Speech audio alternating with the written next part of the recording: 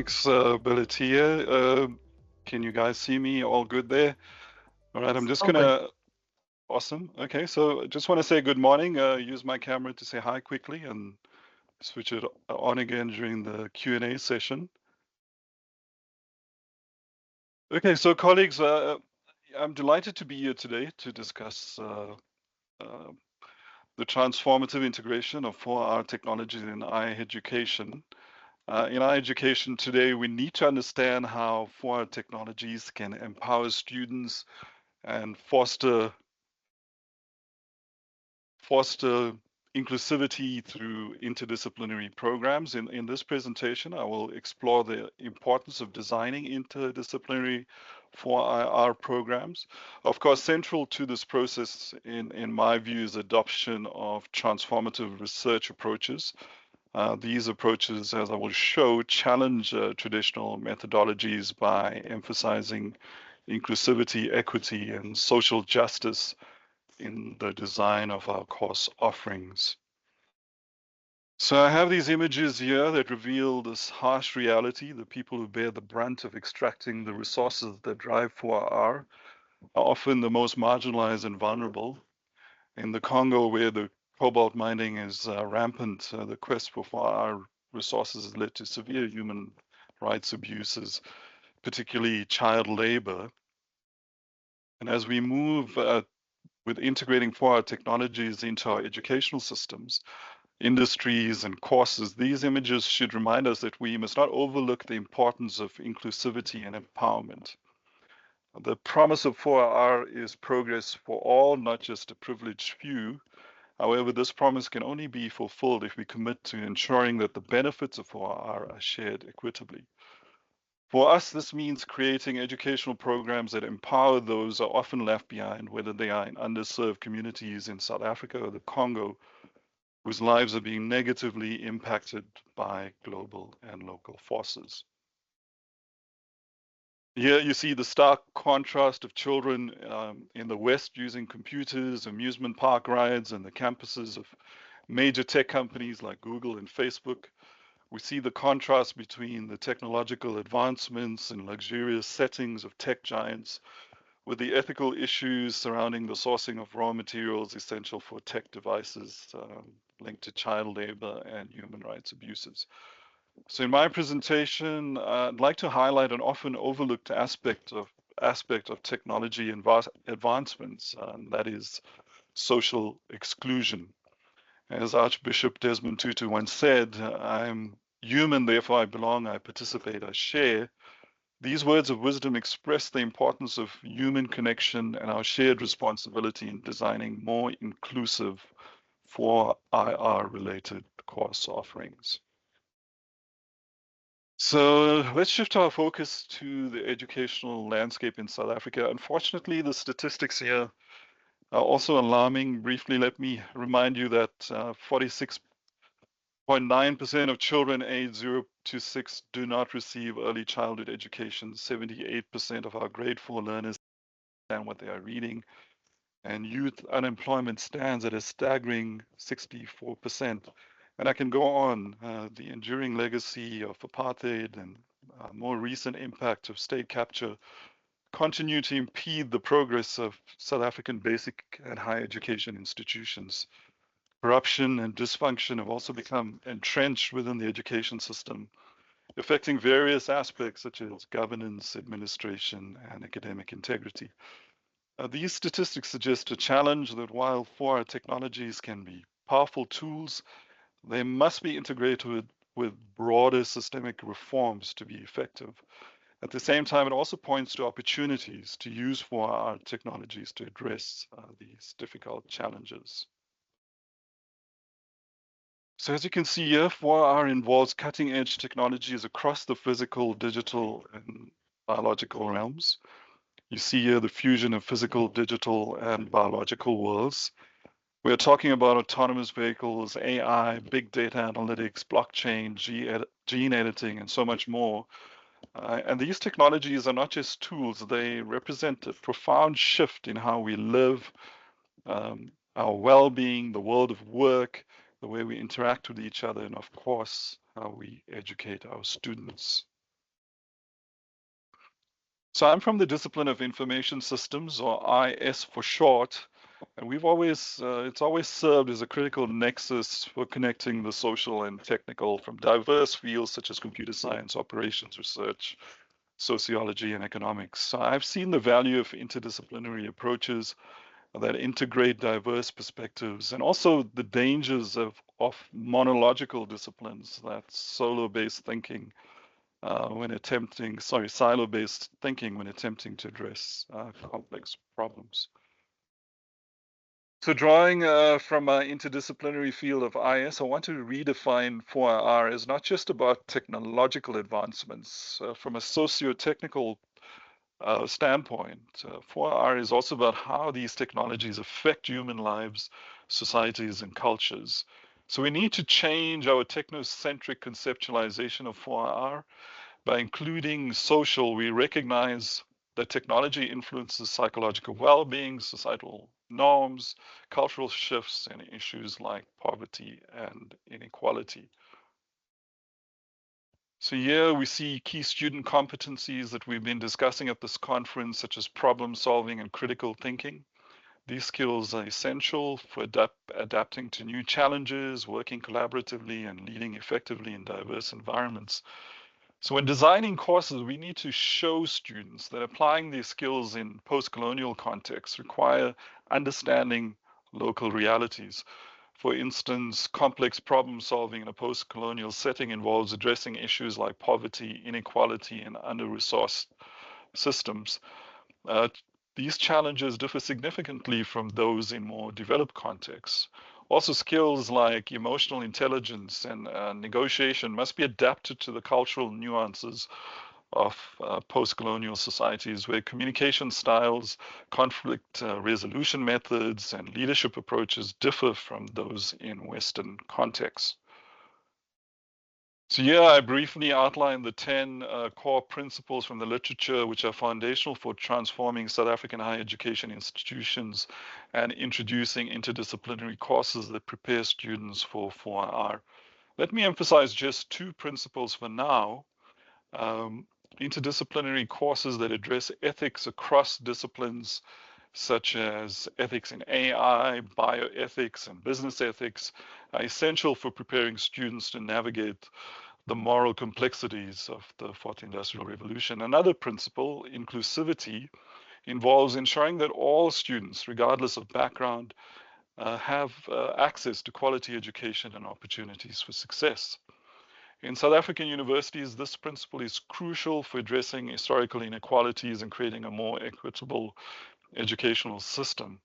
Interdisciplinary courses should similarly develop inclusive curricula that reflect diverse perspectives and experiences. So in addition, um, these courses should help students understand and address social inequalities, preparing them to contribute to a more just and inclusive society. So you've all heard about the hype around the rise of the gig economy, which is a key characteristic of 4R, as new forms of employment like crowd employment and job sharing and mobile work using ICT are becoming more prevalent. These forms of employment also operate in gray areas with limited legal protections, which can lead to issues with labor rights and fair treatment. The role of higher education institutions is not merely to design courses that can satisfy new forms of work, but we should also contribute to public discourse about developing robust legal frameworks that support fair labor practices and protect worker rights.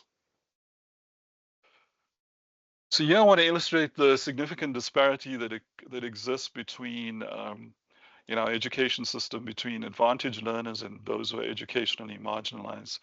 As we move towards integrating 4R technologies into our educational frameworks, it's crucial to recognize that these disparities will only widen if not addressed with intentional curriculum reform. In the context of 4R, the potential for technological advancement is immense. However, without a concerted effort to include and uplift educationally marginalized learners, the benefits of 4R would become yet another tool for division rather than a pathway to empowerment. To bridge this gap, we must focus on creating interdisciplinary courses that not only equip students with technical skills, but also the skills to address the unique socioeconomic challenges faced by marginalized groups. So here you see two trajectories depicted, two distinct approaches that higher education institutions can take when incorporating forward technologies in their educational models. Conventional HEIs are depicted as institutions that continue to rely on traditional teaching methods and curricula, making slower and more incremental changes in response to 4R. While they may eventually adapt their educational quality and outcomes, they do not improve as quickly or as significantly as the tech-savvy HEIs, who tend to embrace for our technologies and innovative practice in their operations and curriculum design. These disruptive institutions are certainly more agile in their approach, rapidly integrating new tools and methodologies into their programs. So if many South African public universities are predominantly traditional in their approach, as the research findings suggest, these are going to have significant implications for curriculum and graduate readiness for the world of work. This could further exacerbate issues of graduate and youth unemployment and underemployment. Yeah, I want to quickly show the process used to conduct a systematic literature review for the study, focusing on the work of local 4R scholars. Briefly, it involves stating the research questions, identifying quality databases, defining search criteria, performing the literature search and validation, visualizing and interpreting the findings, and discussing the results. So looking at the results of our content analysis, the research papers reviewed highlight that the majority are review articles, that is 32%, and case studies is at 19%, with a significant proportion also comprising position and conceptual papers. Interestingly, empirical studies, which are essential for grounding our understanding of 4R's real-world impact, make up only 42% of total papers, as shown in this pie chart. Although touched upon as themes, very few studies use a transformative lens to address social justice, equity, and inclusivity concerns. The content analysis results also highlight that technology and skills are most frequently discussed topics. On the technology side, terms like 4R technology, digital technology dominate, reflecting the focus on technological advancements. On the skill side, there's a strong emphasis on skill requirements and soft skills, indicating the growing need for both technical and interpersonal competencies in the 4R era. This reinforces the importance of balancing technology integration with skills development in our curriculum reforms. So here I show the thematic analysis that we conducted. We see critical areas where local 4R scholars suggest educational institutions where they should focus their efforts. These include integrating digital skills into the curricula, developing soft skills, and ensuring continuous learning, and not to forget problem-solving capabilities. In other key themes, local scholars are raising concerns about the diverse impacts of 4R, from the potential of AI to outperform humans in cognitive tasks, to the importance of fostering entrepreneurship and the need for management to leverage 4R opportunities. Additionally, the divide between digitally enabled and marginalized communities is a growing concern, underscoring the urgency of promoting greater inclusivity and innovation within higher education. So here I reflect on some recommendations that emphasize the importance of integrating digital skills training into the curricula, focusing on critical skills like AI, cybersecurity, and cloud computing. But in addition to technical skills, there's a strong call to develop soft skills such as communication and leadership, essential for collaborative work environments. Promoting a culture of continuous learning is also crucial to help students and professionals keep pace with rapid technological changes. Also, curricula should prioritize advanced problem-solving skills to prepare students for the job market. So some additional recommendations from the literature There's a focus on higher cognitive skills like critical thinking, encouraging entrepreneurial skills through specialized courses and incubation programs. Project management skills are also highlighted as essential for leadership and organizational roles. Also, broadening digital literacy will ensure that all students are equipped for the digitally enabled workplace. And as you can see, local scholars note that interdisciplinary education is key to equipping students with the ability to solve complex problems by integrating knowledge from different fields. So to summarize, then we consider the integration of 4R technologies into higher education institutions. It's clear that we must align our curricula and training programs with these emerging demands. This means not only equipping students with the technical skills needed for the future, but also ensuring they are prepared for the new ways of working that 4R technologies are bringing about.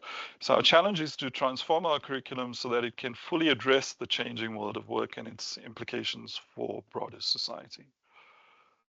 So yeah, I just want to outline quickly the essential competencies that individuals need to succeed in the 4R era. It includes both technical and industry-specific knowledge, such as data analysis, systems thinking, alongside crucial soft skills like communication, collaboration, and emotional intelligence. The framework also emphasizes the importance of adaptability, ethical considerations, and a proactive mindset. Finally, a commitment to lifelong learning is crucial in a rapidly evolving 4R landscape. So this is what we found from a digital kind of review of 4R course offerings from various online sources. This pie chart reveals a significant disparity of 4R related course offerings between historically advantaged institutions and historically disadvantaged institutions, with historically advantaged institutions offering 81% of these courses compared to 19% at HDIs. The data shows a critical gap in access to 4R education. This disparity directly reflects the ongoing effects of South Africa's past on higher education. For our efforts in integrating 4R technologies into the educational system to be truly impactful, it's essential to address this imbalance. By prioritizing the development and expansion of 4R related programs, we can work towards a more equitable distribution of educational opportunities, ensuring that all students, regardless of their institutional background, are prepared to participate in and benefit. So resource sharing is perhaps one way that we can achieve this. So this framework highlights the broad range of competencies necessary for thriving in the 4IR era. It's not just about having digital and industry-specific knowledge, but also about developing both technical and soft skills, such as communication, collaboration, and practical experience. You can see here the University of Johannesburg with a short learning program in blockchain for business and 4R perspectives for accountants. Have been proactive in this area. WITS with our Bachelor of Arts, BA in Digital Arts, our MSc in Data and Analytics are just some of the standout examples of course innovations that we are seeing from our education institutions in the country. So being a WITSy, I want to just drill down on the WITS examples. So there are a couple of excellent case examples of interdisciplinary 4R courses at WITS that we can all learn from. Yeah, I want to highlight our WITS is integrating humanities with science and technology, in this case in data science. The course here showcases WITS' approach to integrating humanities with science and technology. By collaborating across these disciplines, WITS prepares students for both technical careers and an understanding of the broader societal impacts of their work. So the integration ensures that students are not only equipped with advanced technical skills, but also with the critical thinking and ethical awareness needed to address the complex problems of our time. This approach aligns with the growing recognition of the importance of STEAM, that is science, technology, engineering, arts, and mathematics, rather than just STEM. Incorporating the arts into technological education can also foster creativity, critical thinking, and innovation. For example, in another noteworthy offering, the WITS BA in Digital Art not only equips students with technical skills, but also encourages creative problem solving and artistic expression, which are essential in developing user-friendly and aesthetically appealing technological solutions. So, moving on to the role of research in informing curricular design, while traditional research approaches to investigating 4R, such as focusing on technological trends and jobs and skills, provide valuable insights, they fall short in addressing the unique challenges faced by higher education in South Africa. These approaches often overlook the complex socioeconomic factors that the need for inclusive stakeholder analysis and the importance of planning approaches that account for historical inequalities. And while these mainstream mixed method approaches combine quantitative and qualitative techniques, they often focus heavily on quantifiable aspects, as I mentioned, like technological trends, job impacts, and workforce policies, which are crucial but insufficient for fully understanding the complexities of post-colonial contexts. These approaches often fail to engage deeply with the qualitative aspects, such as understanding socioeconomic factors, engaging stakeholders from marginalized communities, and planning processes that explicitly consider historical inequalities. As a result, the outcome of these studies risk being misaligned from the actual educational needs required in post-colonial societies. So yeah, I compare very quickly the traditional and transformative lenses across key assumptions in research, ontological, epistemological, methodological, axiological. Looking at ontology, traditional perspectives view reality as universal and objective, whereas transformative perspectives acknowledge the social construction of multiple realities and recognize that different opinions exist about these realities. From an epistemological assumption, traditional research often emphasizes quantitative data and positivistic approaches, focusing on objective knowledge discovery. In contrast, transformative approaches examine how knowledge is constructed across different contexts. This highlights the influence, highlighting the influence of power dynamics and the risk of marginalizing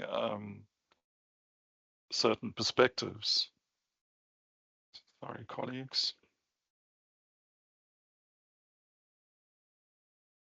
With regards to the methodological assumptions, the traditional lens relies on universal and standardized data collection methods.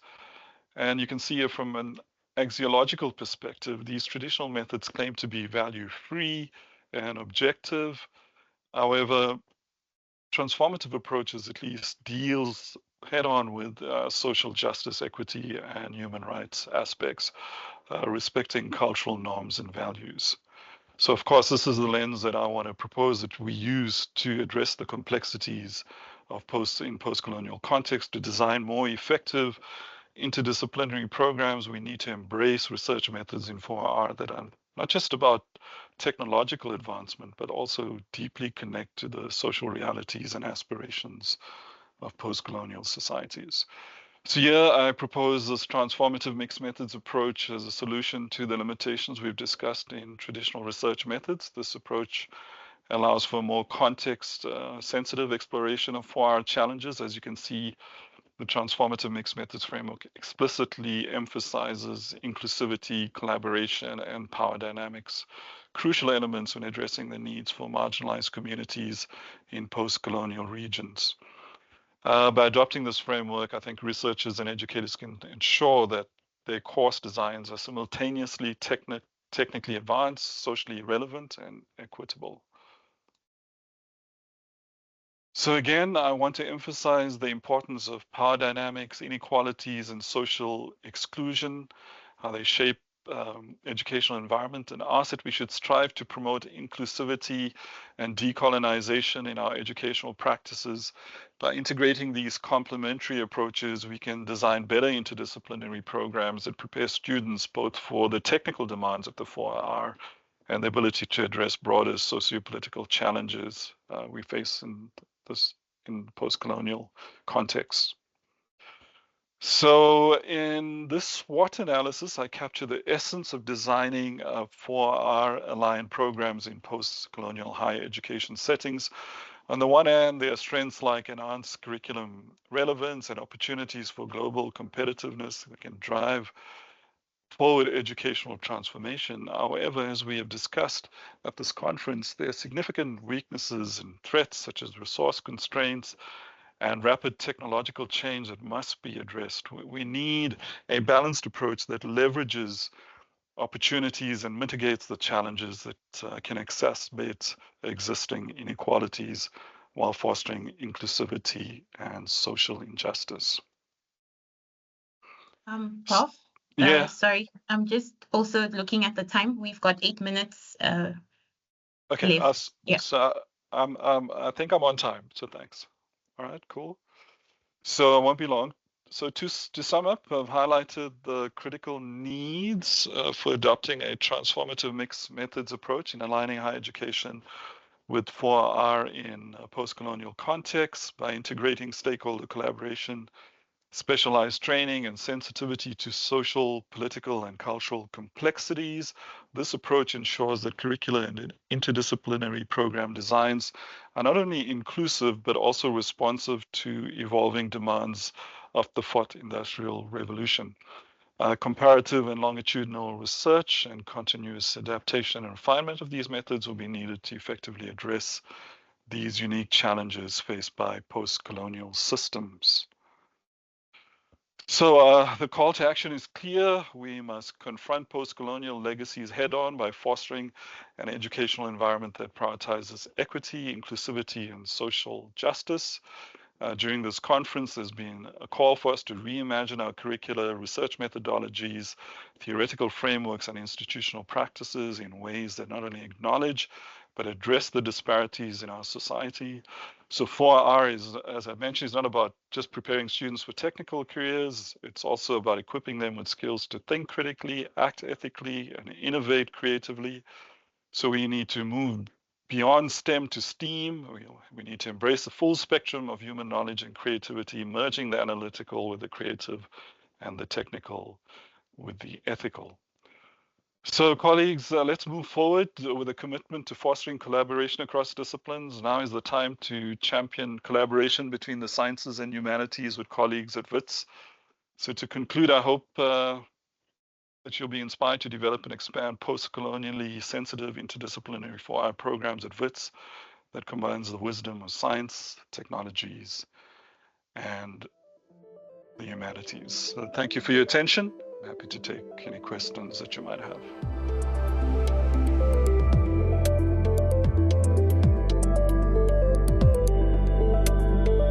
Thanks, Prof. Are there any questions for Prof in the chat, or does anybody want to raise any questions? The floor is open.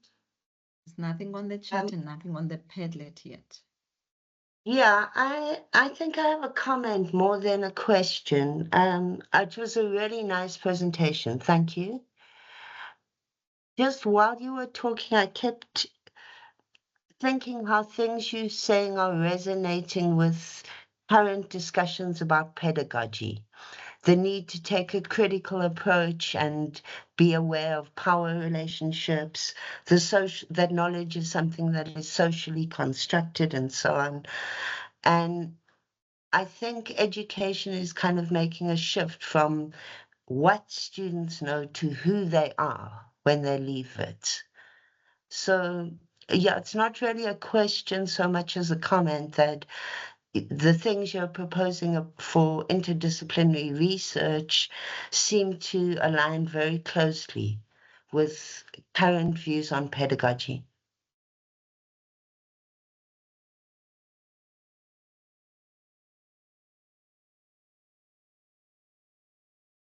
Thanks, So Dom. yeah, appreciate the comment. Yeah, I think we're definitely seeing that move and definitely seeing a change in pedagogy that starts to address these kind of issues. So yes, I think hopefully that becomes more popular, that some kind of movement emerges around these issues. Thanks. Any more questions?